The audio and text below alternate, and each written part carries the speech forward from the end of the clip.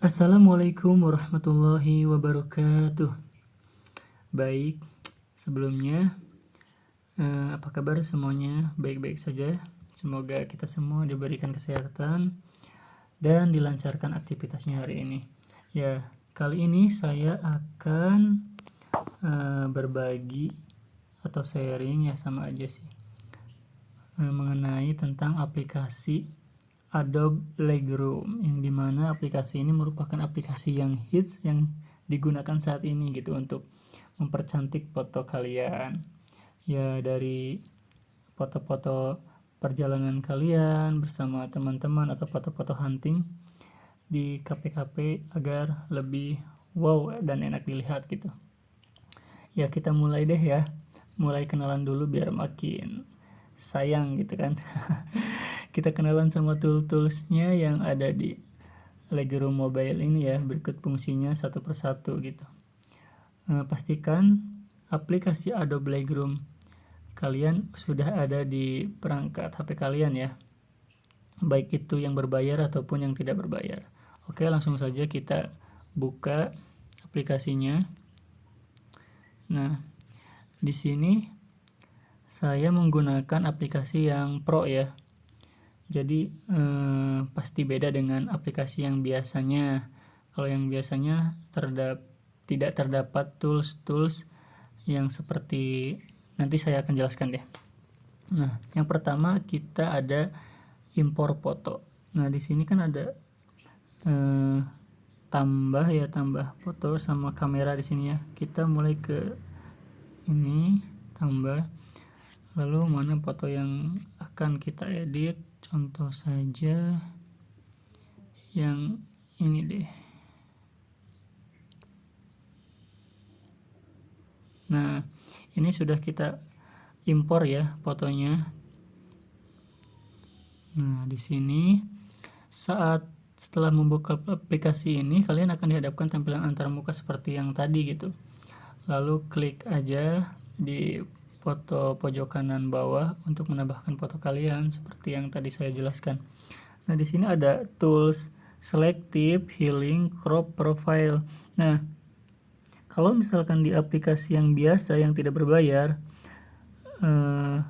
dia itu tidak ada selective dan healingnya gitu. Nah, kalau misalkan crop dan profile ini sudah pasti ada. Nah, kalau untuk crop ini berfungsi untuk mengatur ukuran rotasi gitu, meluruskan dan membalik foto kalian. Kalau misalkan foto kalian ya tidak presisi gitu ya, tidak tidak enak gitu, ada miring-miringnya dikit gitu. Atau misalkan pengen ukurannya sesuai yang ada di Instagram atau di YouTube atau sesuai foto Insta Story ya. Nah, ini ada original yang dimana kita bisa pilih, ada custom, ada ukuran 1x1, 5x4, 11x8,5. Nah, di sini kalau untuk ukuran Instagram nih paling banyak digunakan sih 1x1, 5x4, terus 4x3 juga suka digunakan sih. Kalau ini buat Insta Story nih, susah banget sih bilang Insta Story aja. Nah, ini untuk story kan biasanya dipakai 16,9.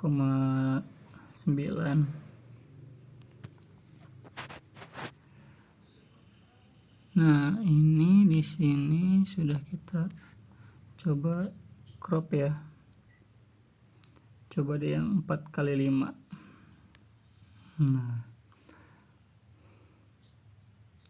Nah, kalau yang tombol lock ini, icon gembok ini, secara default ukuran crop kalian akan terkunci pada rasio asli yang foto kalian miliki. Jadi kita hanya bisa memotong sebesar rasio asli pada foto. Saat kalian tap submenu ini, maka akan ter-unlock dan kalian bisa memotong foto sesuai kalian mau gitu, tanpa berdasar pada rasio asli pada foto.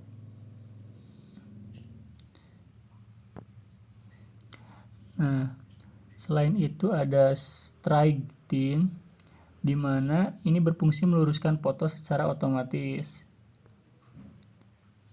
Nah, karena ini fotonya sudah lurus, jadi ya tidak ada yang diperbaharui lagi gitu untuk meluruskan fotonya. Nah, sementara ini Rotage L dan Rotage R berfungsi memutar foto kalian mengikuti arah jarum jam atau sebaliknya. Kalau misalkan ya pengen dibulak-balik kayak gitu.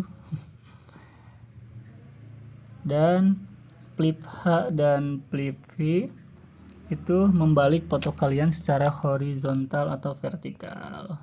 Nah, itu kan jadi bagus. Contoh. Nah, selanjutnya yaitu salah. Nah, selanjutnya ini ada profile ya.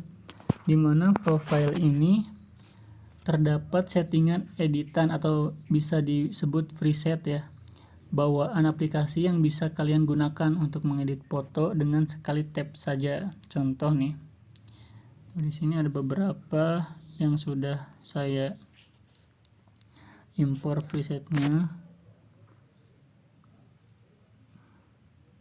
Itu jadi lebih, ini secara otomatis, jadi enggak secara manual ya. Secara otomatis langsung sekali tap saja langsung oke gitu. Bisa juga diatur cahayaannya.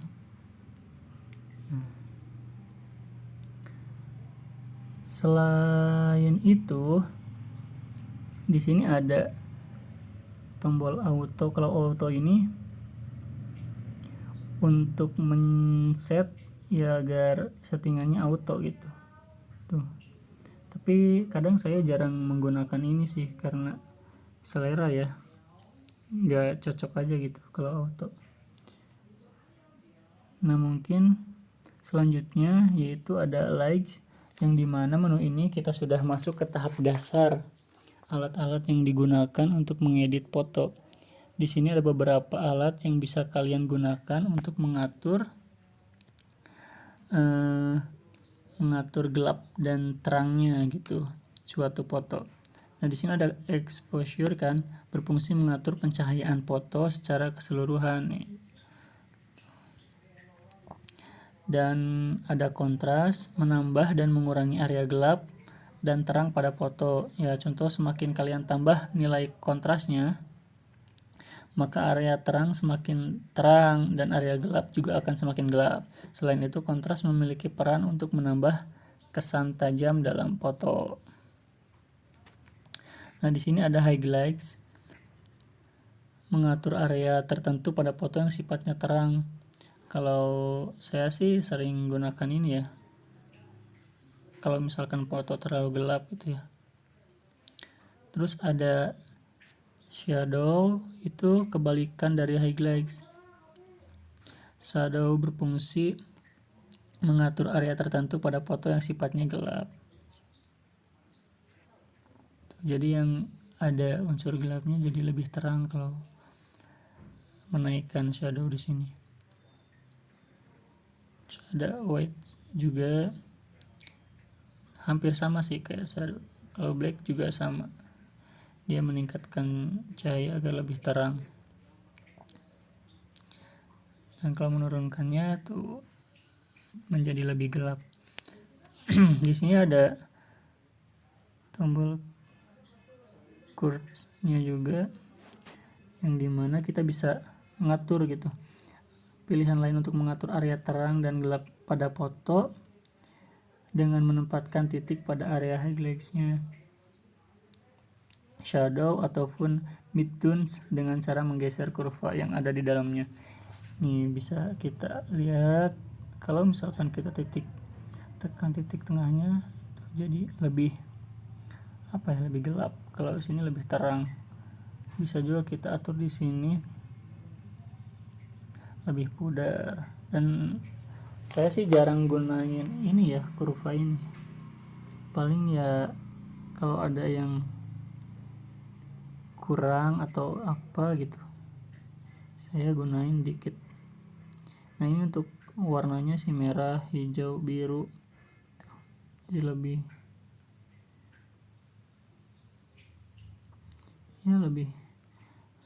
explore lah kita dalam mengedit.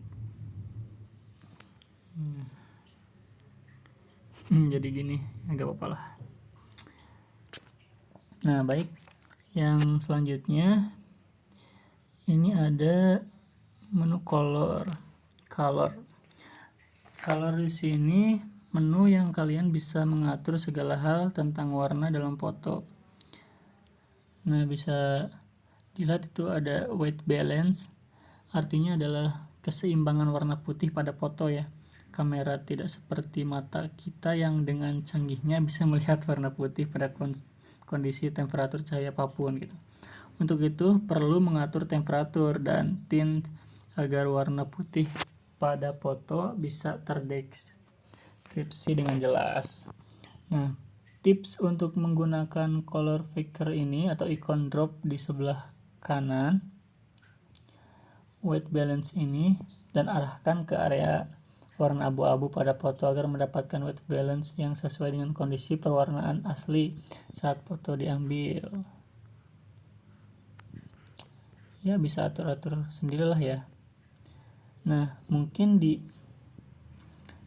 Lightroom biasa saya belum tahu nih mix yang ini bisa digunakan gak ya sama kalian. Mungkin kayaknya enggak deh, ini hanya untuk yang pro saja atau yang berbayar saja.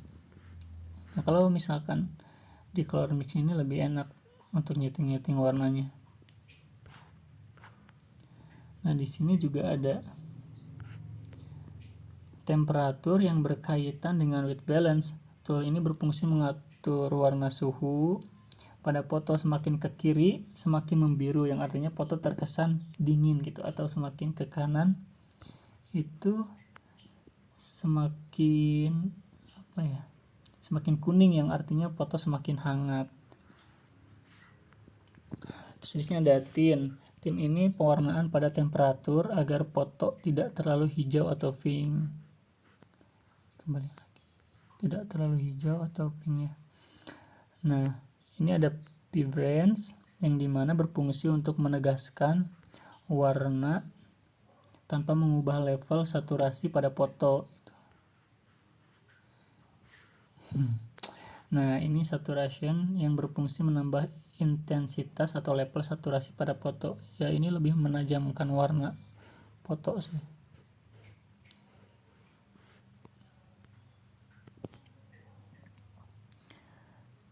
Dan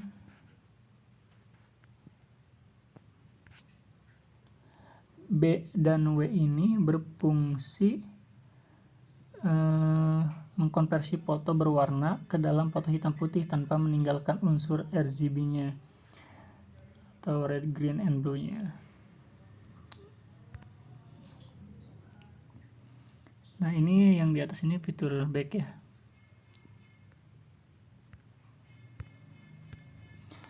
Dan mix yang tadi saya pernah bilang nih, di versi ini kadang ada yang menggunakan atau ada yang tidak gitu. Kalau bisa dilihat dari aplikasi yang saya gunakan ini kan banyak nih, ada hue, saturation, dan luminance, yang dimana secara keseluruhan tools ini berfungsi mengedit warna dasar pada foto. Kalau misalkan kita pergi ke yang ungu nih, kan ini ada warna ungu-ungunya. Kalau saturasinya di kesiniin jadi lebih hilang gitu warna ungunya.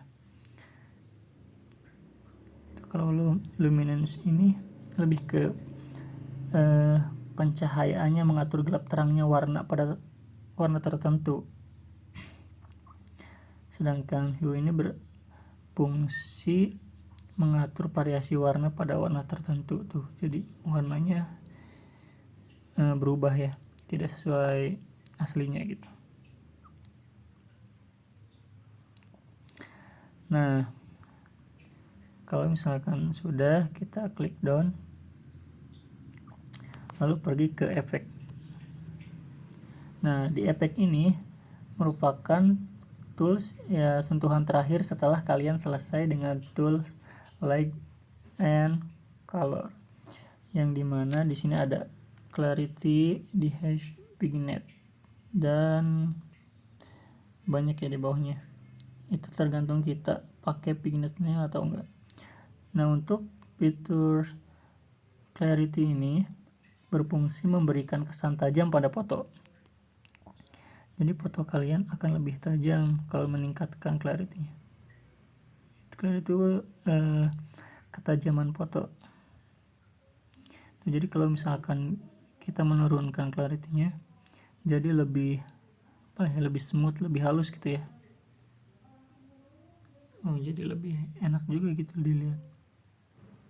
Kalau terlalu tajam juga kelihatannya kayak yang pecah-pecah gitu.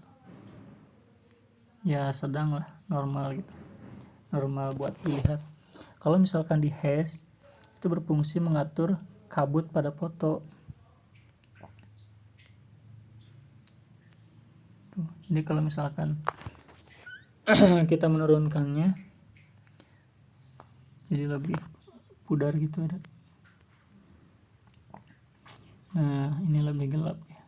Tergantung sih, kadang kalau misalkan saya ngedit di atas gunung gitu ya, yang ada awan-awannya, fitur ini suka saya gunakan gitu untuk memperjelas di bawah-bawahnya itu biar kelihatan awan-awannya lebih detail. Terus kalau misalkan vignette ini dia untuk menambahkan warna hitam atau putih di pinggir foto nih. Kalau misalkan ke kanan itu akan menambah efek putih. Ini sih cocok buat apa ya? Kalau di jalan-jalan kalau ada kabut gitu bagus aja gitu kalau misalnya tambahkan efek vignette. Kalau ini ke kiri itu lebih menambahkan efek warna hitamnya. Nah, setelah kita pilih vignette, nah ini ada midpoint, ada feather, ada roundness. Ini buat mengatur vignette-nya gitu agar lebih smooth, lebih bulat, atau ya ini sesuka kalian lah, enaknya seperti apa gitu. Tuh, jadi ini lebih smooth ya, lebih halus dan enak gitu dilihat. Nah, ini grain amount itu ya menambahkan titik putih gitu. Kadang sih sebagian orang banyak yang menggunakan grain amount gitu, jadi fotonya ya lebih unik aja. Nah, ini ukuran bintik-bintiknya agar lebih banyak, tapi di sini nggak kelihatan sih. Nah, kalau misalkan banyak sih kelihatan tuh grain amount-nya. Nah, ini size-nya kita bisa perbesar, ada roughness juga.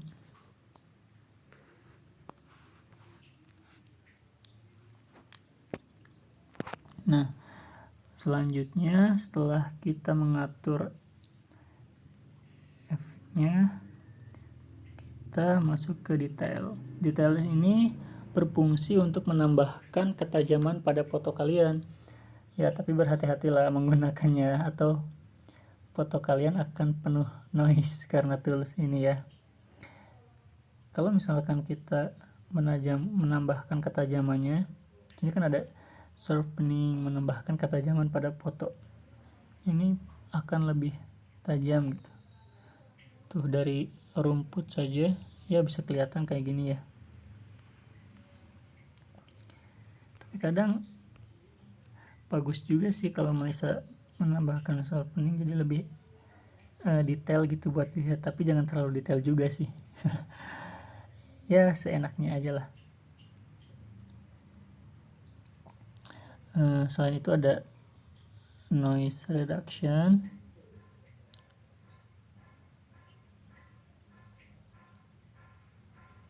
Noise reduction ini mengurangi noise atau bintik-bintik pada foto. Ya biasanya terjadi di area gelap sih sebuah foto itu. atau pada foto dengan kondisi low light.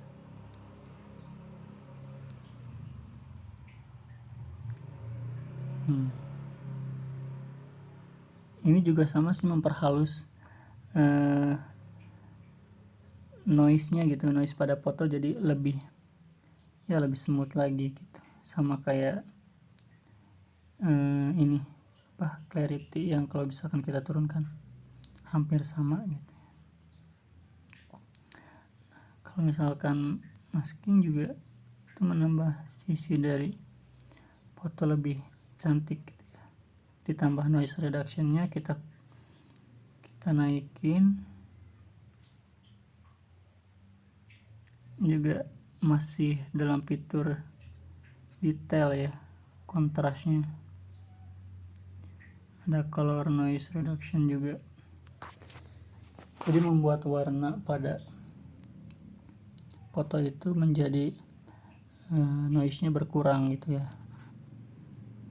Kecuali kalau misalkan fotonya emang udah bagus dari sananya pengaturannya. Ini ada smoothness juga.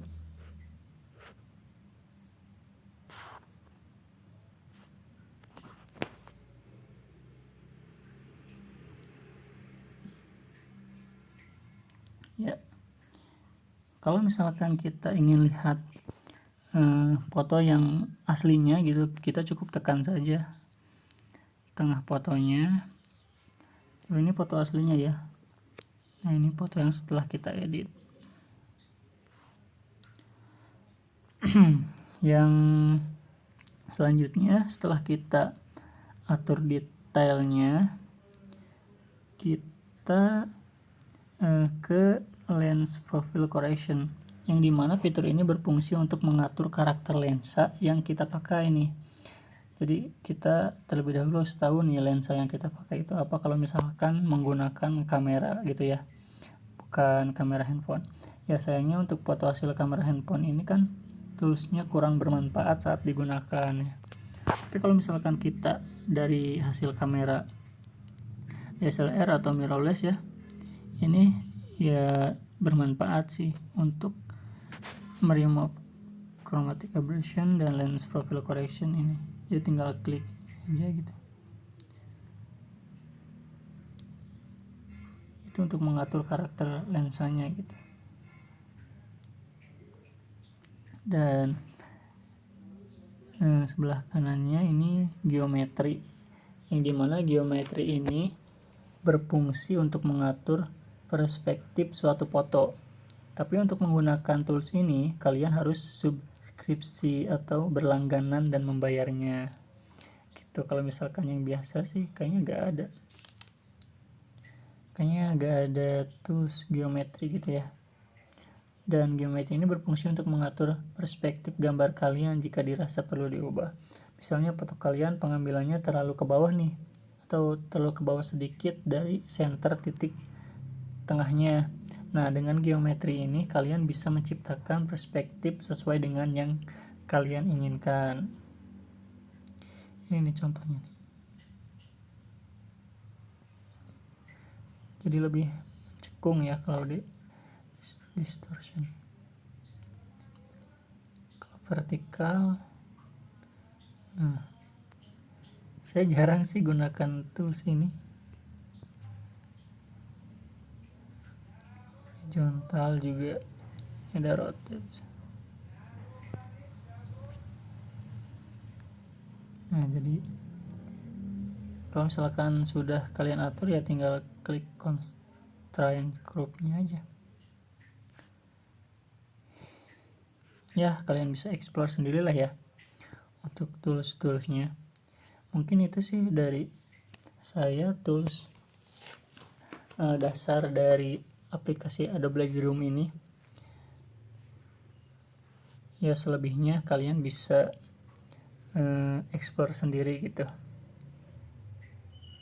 mana warna dan tones yang kalian suka. Nah, di sini juga ada preset. Nah, di sini ada tampilan presetnya ya. Jadi nanti juga saya akan share bagaimana sih cara mengimpor preset atau mengesave preset kita di Lightroom itu sendiri. Preset itu kan agar foto kita sekali klik langsung menjadi lebih bagus gitu kan.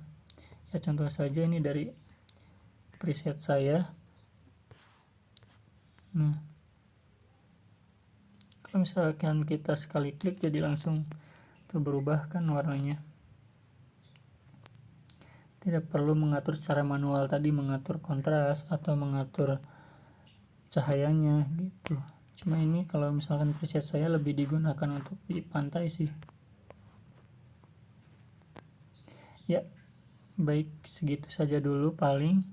Oh iya, untuk setelah kalian mengenal tools yang tadi, itu kan sebagai dasar-dasarnya dari Adobe Lightroom ini ya. Jadi kalau misalkan kalian udah selesai mengedit ya tinggal cara save-nya ya di sini di pojok kanan atas, klik titik 3 ya di sini save to device. Kalau misalkan mendelete foto kita ya ini ada delete, ada show histogram, show info, create preset, copy setting. Nah, itu untuk nanti selanjutnya kita bahas ya. Jangan lupa subscribe dan like and comment ya. Terima kasih semuanya.